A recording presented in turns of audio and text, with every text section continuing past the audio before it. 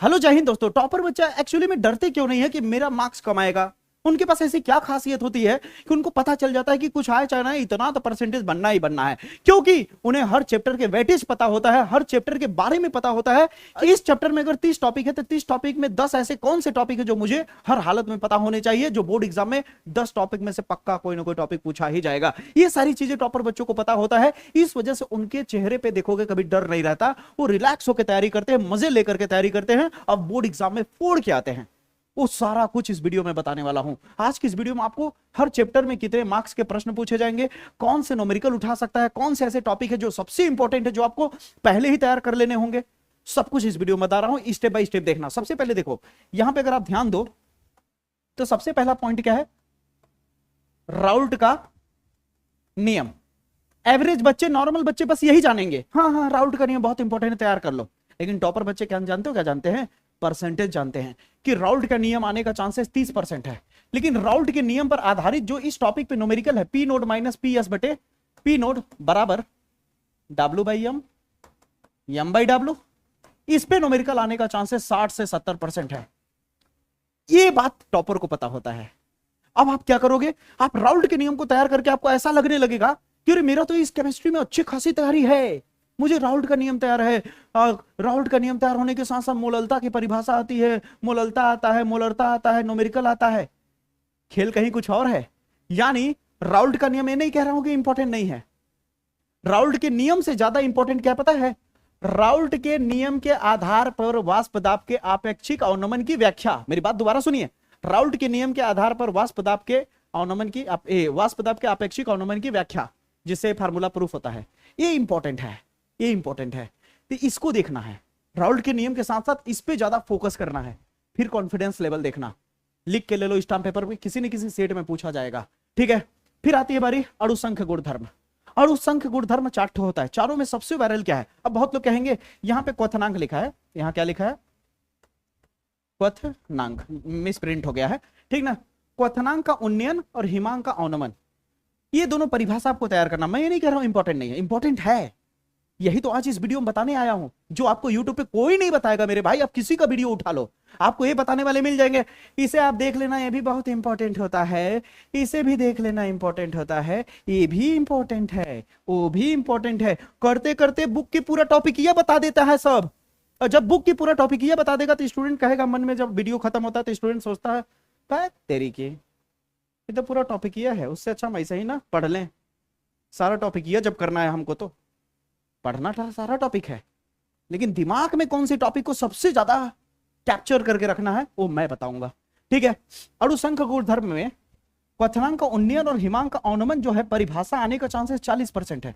लेकिन इस टॉपिक पे न्यूमेरिकल सबसे ज्यादा पूछा जाता है, परिभाषा से ज्यादा न्यूमेरिकल। हमें नहीं कह रहे परिभाषा नहीं तैयार करना है, करना है, लेकिन फोकस सबसे ज्यादा इसके न्यूमेरिकल पे होगी। चाहे तुम वाष्प दाब के हिमांक पे चले जाओ, सॉरी हिमांक के अवनमन पे चले जाओ, जिसे डेल्टा टीएफ कहते हैं, ए वाला फार्मूले पे, या फिर डेल्टा टीबी वाले फार्मूले पे। इसका पर्सनली मैंने वीडियो बनाया वन शॉट न्यूमेरिकल का, यहाँ थंबनेल दिख भी रहा होगा, प्लेलिस्ट में मिल भी जाएगा, आप जाके देखिए केवल, ठीक है। अब समझ आया क्या करना है।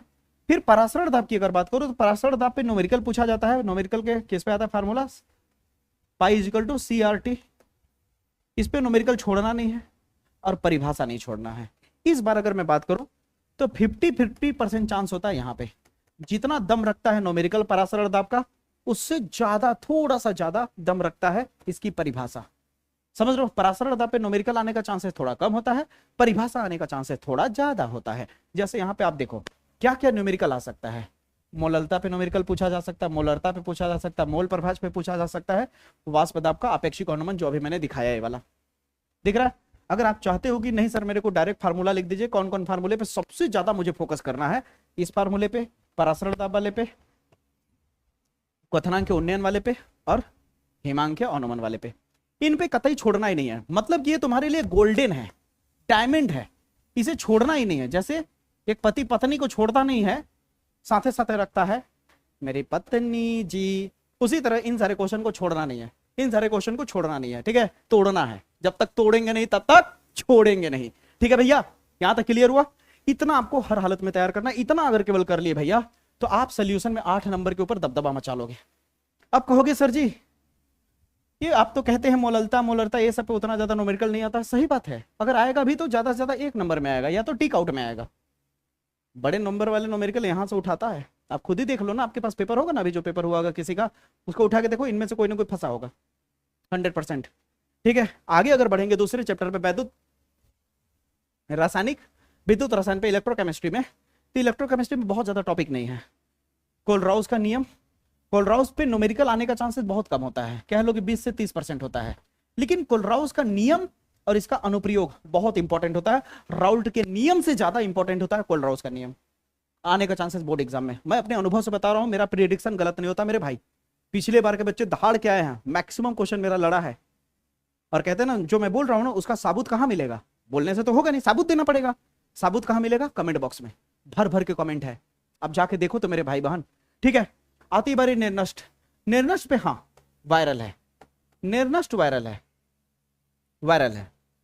क्यों वायरल है? क्योंकि इसका न्यूमेरिकल बहुत इंपॉर्टेंट होता है। निर्नष्ट पे न्यूमेरिकल पक्का पूछा जाता है।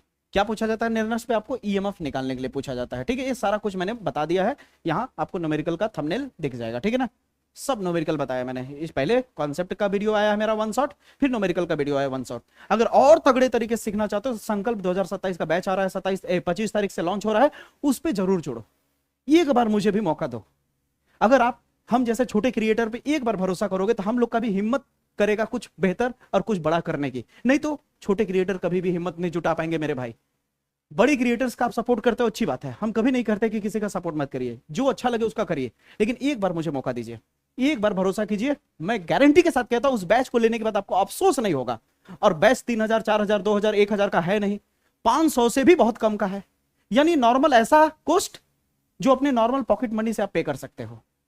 तो एक बार तो भरोसा कर ही सकते हो। तो 25 तारीख को आ रहा है। जो मेरे ऐप को अभी डाउनलोड नहीं किया है, तुरंत जाकर के वहां प्ले स्टोर पे जाकर के, आप प्ले स्टोर पे जाकर के क्या करोगे, विजय सर 24 सर्च करोगे तो मेरा ऐप आ जाएगा।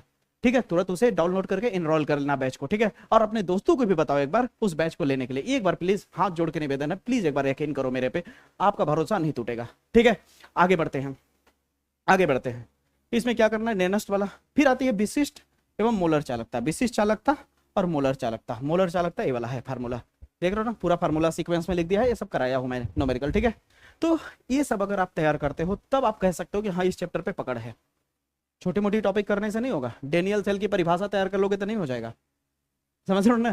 तो इतना इंपॉर्टेंट चीजें है यहाँ पे, तो ये तैयार करना है। इस पे, इस टॉपिक पे तुम्हारा परिभाषा से ज्यादा इंपॉर्टेंट क्या है, न्यूमेरिकल। कुछ भी हो जाए दुनिया इधर की उधर, लेकिन मोलर चालकता पे न्यूमेरिकल हर हालत में आना चाहिए आपको। ठीक है, फिर इसके बाद आती है विद्युत रासायनिक श्रेणी। विद्युत रासायनिक श्रेणी आप तैयार करना चाहो कर सकते हो। ठीक है, लेकिन इनको किसी कीमत पे नहीं छोड़ोगे जिन पे हाथ मेरा जा रहा है। क्लियर हुआ? आगे बढ़ते हैं। अगला क्या है, रासायनिक बलगत की केमिकल काइनेटिक्स। केमिकल काइनेटिक्स जरा सोच के देखो, 7 मार्क्स यहां से उठाता है, 7 नंबर का वेटेज है। ठीक है, कितना वेटेज है इसका? 7 अंक का। 7 अंक का प्रश्न पूछा जाता है, और इसमें बहुत ज्यादा नहीं है। इसमें सबसे ज्यादा प्रश्न प्रथम कोटि की जो अभिक्रिया है, अभिक्रिया का जो सूत्र है K = कितना है, 2.30 3/T log बेस 10 A/A-X। इस पे न्यूमेरिकल बहुत ज्यादा पूछा जाता है, और अगर न्यूमेरिकल नहीं पूछा तो इसका सत्यापन पूछ देगा कि प्रथम कोटि की अभिक्रिया के लिए वेग स्थिरांक का व्यंजक प्राप्त कीजिए। ये नहीं पूछा तो शून्य कोटि अभिक्रिया के लिए किसका पूछ देगा, ये नहीं पूछा तो शून्य कोटि अभिक्रिया और प्रथम कोटि अभिक्रिया का जो वेग स्थिरांक का जो व्यंजक प्राप्त करने को बोलता है, यानी ये जो डेरिवेशन है, ये किसी कीमत पे नहीं छोड़ना है आपको, किसी कीमत पे, नहीं तो आप पछताओगे। ठीक है, तो इस चैप्टर में आपको अभिक्रिया की कोटि और आणविकता में अंतर, ये 7 सेट में किसी न किसी सेट में पक्का आपको दिख जाएगा, किसी न किसी सेट में पक्का, गारंटी आप बाजी लगा सकते हो। ठीक ना, कि अभिक्रिया की कोटि और आणविकता में अंतर पूछता ही पूछता है, ये फिक्स है, ये फिक्स है भैया। ठीक है, फिर प्रथम कोटि वाला बता ही दिया, अर्धायुकाल इसी में आ जाएगा। जब इसको करोगे ना, जब देखोगे वीडियो मेरा, तब प्रथम कोटि जब प्रूफ कराता हो तो उसी के नीचे अर्धायुकाल क्या होता है सब प्रूफ कराया हूं। मेरा 1 शॉट वीडियो यहाँ पे थंबनेल दिख रहा है, आप देख सकते हो जाके कॉन्सेप्ट वाले में। न्यूमेरिकल में बता ही दिया, प्रथम कोटि की अभिक्रिया पे सबसे ज्यादा न्यूमेरिकल पूछा जाता है। ठीक है, फिर अगले चैप्टर की अगर बात करें, अब आ गया डी और एफ ब्लॉक। अब यहां से न्यूमेरिकल वाला खेल खत्म हो जाता है, न्यूमेरिकल 3 ही चैप्टर में केवल आता है, ठीक है। अब डी ब्लॉक एफ ब्लॉक की बात करें तो 6 नंबर है, लेकिन इसमें करना बहुत कुछ नहीं है, बहुत छोटी सी चीजें तैयारी कर लोगे, तैयार हो गया। डी ब्लॉक बहुत ज्यादा कुछ है ही नहीं। डी ब्लॉक में संक्रमण तत्व आपको पता होना चाहिए। डी ब्लॉक के सारे तत्वों को संक्रमण कहा जाता है, लेकिन किसको छोड़ करके? जिंक को छोड़ करके, कैडमियम को छोड़ के, मरकरी को छोड़ के। क्यों? क्योंकि डी ब्लॉक में सारे ऑर्बिटल भरे होते हैं। ए ए ए ए ए ए ए ए ए ए सारे के सारे डब्बे भरे हैं। देखो ए भी जोड़े में है, ए भी जोड़े में इलेक्ट्रॉन है, ए भी जोड़े में इलेक्ट्रॉन, ए भी जोड़े में। अगर सारे के सारे इलेक्ट्रॉन जोड़े में हो जाते हैं तो वो संक्रमण नहीं होता है। अनपेयर्ड होना जरूरी है, अयुग्मित होना जरूरी है। अगर एक भी यहां से इलेक्ट्रॉन हटा दिया जाए, अब एक अकेला हो गया इलेक्ट्रॉन, तो एक इसमें चला जाएगा संक्रमण में। ये सारी चीजें एकदम डिटेल में बताऊंगा, चिंता करने वाली बात नहीं है। बस आप अभी पहले टॉपर बच्चों की तरह पहले कलेक्ट करो क्वेश्चन को, चैप्टर के बारे में ओवरव्यू करो। अरे भाई, युद्ध लड़ने से पहले, युद्ध के मैदान में जाने से पहले उस मैदान के बारे में जान लो भाई, कि कहां कहां खतरा है, क्या क्या है उस मैदान में। अब तुम सोते निनिया चल गए युद्ध लड़ने, पता ही नहीं है मैदान कितना बड़ा है क्या नहीं है, तो माती तो खाओगे ना, गिरो तो गए, हारोगे। टॉपर बच्चे पहले युद्ध के मैदान का मुआयना करते हैं, ठीक है। तो भैया संक्रमण तत्व बहुत वायरल है, बहुत पॉपुलर है। संक्रमण तत्व जो होता है ना, वो रंगीन आयन बनाता है। अयुग्मित वाले जितने भी होंगे डब्बे ना, वो रंगीन आयन बनाते हैं। और जो रंगीन आयन बनाएगा वो चुंबक, उसका कैसा गुण होता है? अनुचुंबकीय गुण होता है। कैसा होता है? अनुचुंबकीय। परिवर्तनशील ऑक्सीकरण अवस्था रखते हैं। सब ये सब बताऊंगा मैं, चिंता करो मत, ठीक है। लेंथेनाइड संकुचन, या इसे कभी कभी आकुंचन भी लिखा होता है, इसे भी नहीं छोड़ना है, बहुत वायरल है। जैसे संक्रमण तत्व अगर 100% चांसेस है आने का, तो ये भी 100% चांसेस है आने का। फिर आती है बारी, ये 2 टॉपिक दिख रहा है, KMNO4, ध्यान से देख लो, टुकुर टुकुर ताक के, K2Cr2O7, इन दोनों पे क्वेश्चन बनाता है। कैसे बनाता है देख सकते हो, बहुत छोटा छोटा क्वेश्चन होता है, 1 नंबर 2 नंबर का, ठीक है। और इसके बाद क्या तैयार करोगे? इसके बाद 2 प्रश्न और ऐड करोगे। डी ब्लॉक के तत्वों की विशेषता पूछता है। विशेषता में क्या क्या लिखना होता है? भौतिक गुण के बारे में पूछ देता है, और कभी कभी रासायनिक गुण के बारे में पूछ देता है। उसी तरह यह ब्लॉक का भी सेम यही क्वेश्चन पूछा जाता है। इतना तैयार तो समझ लो डी ब्लॉक तैयार, समझे? ये मेन चीज है, पढ़ना सब है, लेकिन सबसे ज्यादा फोकस इन पे होना ही चाहिए। समझ आई मेरी बातें? फिर आगे चले तो आ गया उप संयोजन यौगिक। उप संयोजन यौगिक 7 अंक देगा यहां से। इसमें भी बहुत ज्यादा कुछ नहीं करना है, बस आईयूपीएसी पता होना चाहिए। इस तरह के यौगिकों का मैंने बता दिया, यहाँ पे थंबनेल भी दिख रहा होगा आईयूपीएसी वाला, ठीक ना। इस तरह का आईयूपीएसी देख सकते हो। उसके बाद 3 सिद्धांत होता है, एक होता है बर्नर सिद्धांत, एक होता है बैलेंस बॉन्ड थ्योरी, और एक होता है क्रिस्टल फील्ड थ्योरी यानी CFT। ये तीनों बहुत ईजी है, मैंने फील कराया है, समझाया है, रटाया नहीं हो कि इतना बड़ा सा पैराग्राफ भर दूं और उसी को पढ़ पढ़ के बोल दूं, नहीं, एक एक चीज फील कराओ मेरे भाई, कसम खा कह रहा हूं। बस आप एक बार भरोसा करके इसे देखो, ठीक है ना। तो ये सारी चीजें छोड़नी नहीं। फिर इसके बाद लिगेंड के प्रकार, लिगेंड क्या होता है, लिगेंड के प्रकार, एक दंती लिगेंड, द्विदंती लिगेंड, उभय दंती लिगेंड, ये पूछ सकता है, लिख लेना कहीं साइड में। लिगेंड में क्या लिख लेना? एक दंती लिगेंड, द्विदंती लिगेंड, उभय दंती लिगेंड। उभय मतलब समझ रहे हो ना, बहुत सारे जब हो जाए, उभय दंती लिगेंड। ये और कीलेट प्रभाव, क्या? कीलेट प्रभाव, ये भी बहुत इंपॉर्टेंट है, ये भी इंपॉर्टेंट है। इन सब के लिए मैं बाजी लगा सकता हूं कि एग्जाम में आएगा, 100% आएगा। यहां तक जब हो जाए तो इसके बाद हम चलते हैं हेलो एल्केन हेलो अरीन पे। हेलो एल्केन हेलो अरीन में SN1 और SN2 अभिक्रिया किसी कीमत पर नहीं छोड़ना है, बहुत ईजी है, मैंने समझाया भी है, वीडियो उठा के पीछे वाला देख सकते हो, और अभी तो बहुत जल्द आएगा ही वीडियो, ठीक है। ये सारी चीजें बहुत डिटेल में आपको संकल्प वाले में समझाई जाएगी, प्लीज आप जाकर के उसे लो, एक बार जरूर बात मानो मेरा, ठीक है ना। तो SN1 और SN2 अभिक्रिया नहीं छोड़ना है। फिर इसके बाद यहाँ पे लिखा है ना बुटर्ज है यार, पता ना उटर्ज लिख दिया है, क्या है? बुटर्ज अभिक्रिया है, क्या है? बुटर्ज फिटिंग अभिक्रिया, और एक बुटर्ज अभिक्रिया होता है, ठीक है। सेंड मायर अभिक्रिया हो गया, क्लोरोफॉर्म बनाने की विधि हो गई, ये सारा इस चैप्टर से छोड़ना नहीं है, मतलब मेन है टॉपिक। इसके अलावा भी बहुत सारे होंगे जो आगे बताऊंगा चैप्टर में, जब बताऊंगा तो। फिर आते हैं एल्कोहल फिनॉल ईथर पे। एल्कोहल फिनॉल ईथर में देखो क्या तुम्हें प्राथमिक एल्कोहल, द्वितीयक एल्कोहल, तृतीयक एल्कोहल बनाने की विधि और अंतर पता होना चाहिए, और ल्यूकोस परीक्षण क्या होता है, ये सब सारी चीजें जाननी होगी, ठीक ना, ल्यूकोस परीक्षण अलग से पूछा जाता है, ठीक है। उसी तरह फिनॉल की अम्लीय प्रकृति, फिनॉल के बारे में, ठीक है, नेमिंग रिएक्शन।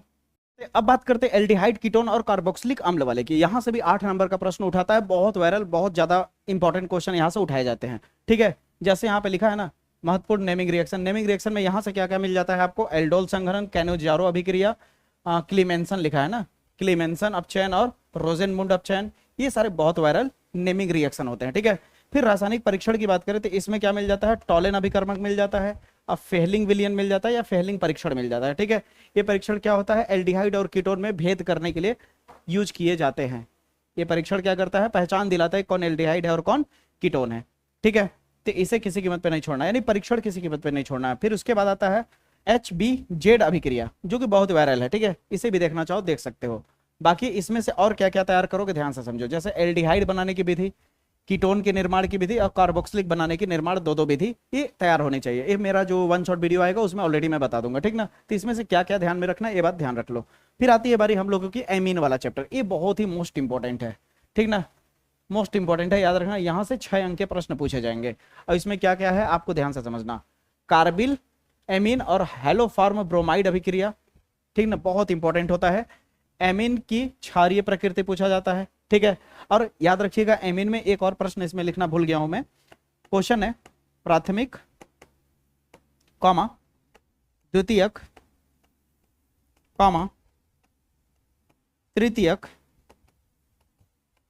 एमीन की संरचना और उसके निर्माण की विधि पूछा जाता है। प्राथमिक द्वितीयक तृतीयक एमीन के बारे में जरूर पूछा जाता है, ठीक है।